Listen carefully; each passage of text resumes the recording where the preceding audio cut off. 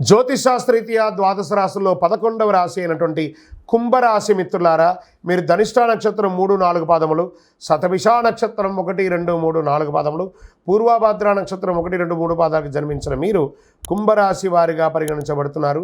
ఈ నెల మీకు శుభాశుభ ఫలితాలు ఎలా ఉన్నాయి, 7.5 శని యొక్క ప్రభావం ఎలా ఉంది అనేది కూడా చూద్దాం. రాహు కాస్త మీకు అనుకూలంగా కనిపించట్లేదు. బృహస్పతి 4వ ఇంట్లో, శని 2వ ఇంట్లో ఉన్నారు. కేతు 8వ ఇంట్లో, అంగారకుడు 10వ ఇంటికి అధిపతి మరియు తిరోగమన కదలికతో ఉన్నాడు. కేతు 8వ ఇంట్లో.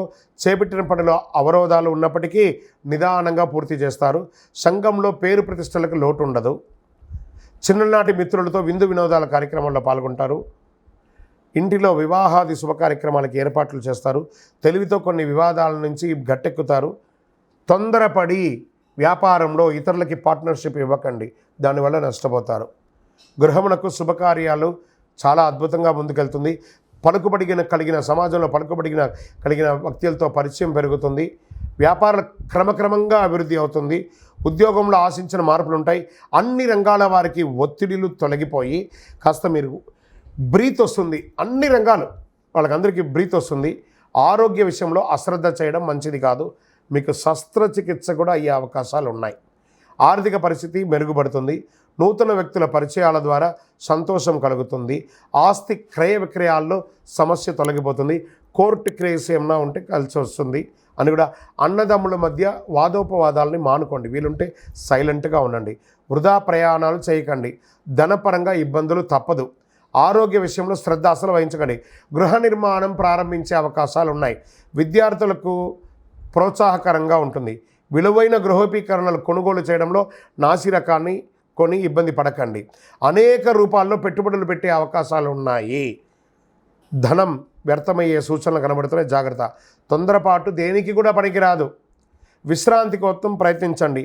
లాభాలున్నా ఆశించిన సంతోషం ఉండకపోవచ్చు. ఆఫీసులో సహోద్యోగుల ప్రభావం పెరుగుతుంది. పనిలో సహకారం అందకపోవచ్చు. కొత్త వ్యాపారాలు విజయవంతం అవుతాయి. రాజకీయ నాయకులకి మిశ్రమం. షేర్ మార్కెట్ మిశ్రమం. వ్యవసాయదారులకి బాగుంది. మీడియా రంగం వారికి కూడా బాగుంది. ఐటీ రంగం వారికి కూడా బాగుందని కూడా చెప్పుకోవచ్చు. ఈ యొక్క దీంట్లో శుభదినాలు ఈ నెల ఎలా ఉంది అని అనుకుంటే డిసెంబర్ 1, 4, 8, 12, 15 ఈ రోజులు బాగుంటాయి.